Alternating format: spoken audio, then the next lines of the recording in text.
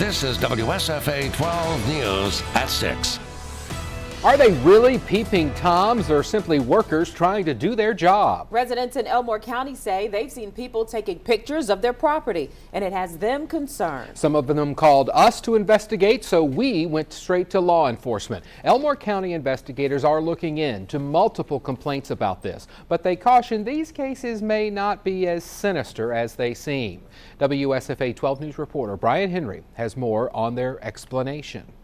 More than 4,000 criminal charges and 1,700 arrests in our area can be attributed to tips made to Crime Stoppers.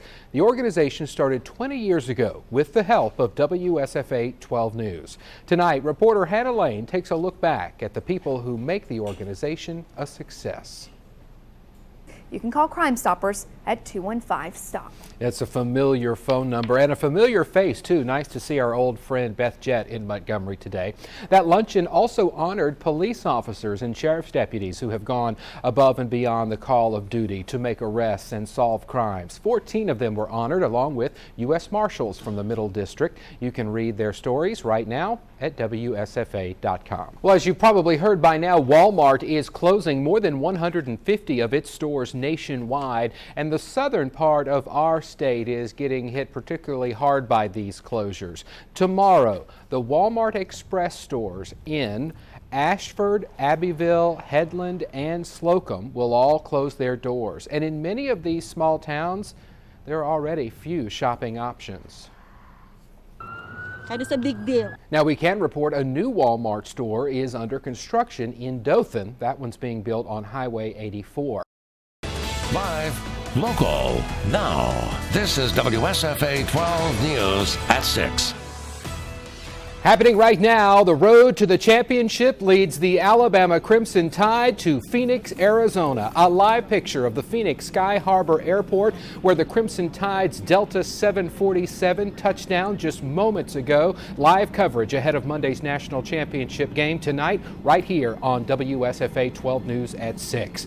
The Clemson Tigers arrived just a short time ago. That means both teams are in Arizona ahead of Monday's big game. Let's go straight to WSFA 12 Sports Director Stephen Gunter, who was there for the arrival ceremonies. He's joining us from the tarmac at the airport now. And Stephen, I guess, well, now the real fun begins, huh?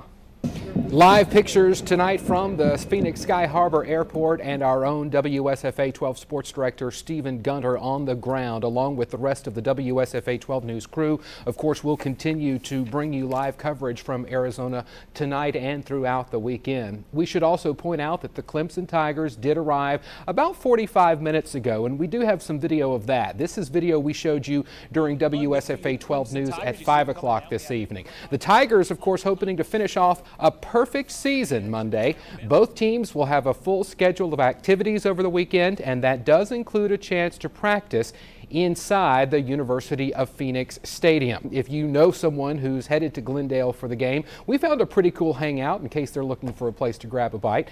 To continue our special coverage tonight, here's WSFA 12 News reporter Brian Henry, who found a place that, well, I think anybody who likes college football would like to visit. Right, Brian? In Arizona. Brian, we can hear the Alabama fight song, of course, in the background. Do we know where the team heads from the airport? Will they go straight to the hotel, presumably? Well, we know there is a welcome.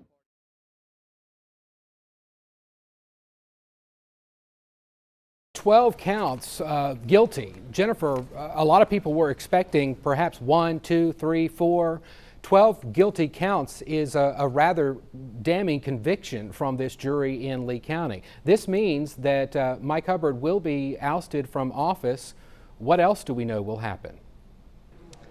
Well, we know that he will be sentenced on July 8th. All right, Jennifer Horton, stand by there at the Lee County Justice Center for us. We want to move on to political reporter Michael Downa, who is joining us live on set this evening.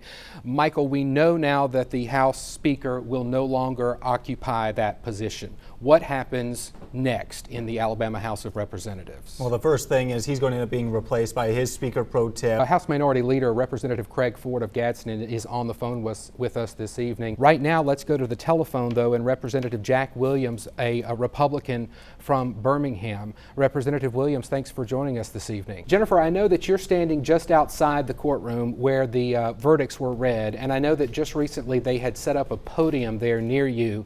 Has any activity happened? Were we expecting anyone to speak out tonight about this verdict? The only thing that we know that is after the verdict, prosecutor Matt Hart, standing beside him, acting attorney general in this case, Van Davis, Michael Duffy, and John Gibbs. The front four men have been key in this investigation. You mentioned the bond amounts that have been set for Mr. Hubbard. We've added them up. They amount to about $160,000 he'll have to pay for bond. He was taken into custody this evening by Lee County Sheriff's deputies. Did not have handcuffs or anything like that. It's likely he'll have to surrender his passport as a condition of his bond. And as Jennifer pointed out earlier, he will have to return for a sentencing hearing in July. So Jennifer, we've heard from the prosecution. Do we expect the defense attorneys to come out and make any sort of statement? It's really difficult to know, Mark. Welcome back to our special breaking news coverage, the guilty verdict of Alabama House Speaker Mike Hubbard. These are live pictures coming to us from the Lee County Justice Center, where a jury came out with that guilty verdict just about an hour ago. That is Mrs. Hubbard you see there, along with her friends, leaving the courthouse. So far, we have not heard a statement from the defense attorneys. We understand that the House Speaker himself was taken into custody by Lee County Sheriff's deputies and is arranging his bond as we speak. We also should point out that he will be removed from his position as a result of these 12 guilty verdicts, and the man who will replace him as acting Speaker, Victor Gaston, released this statement tonight.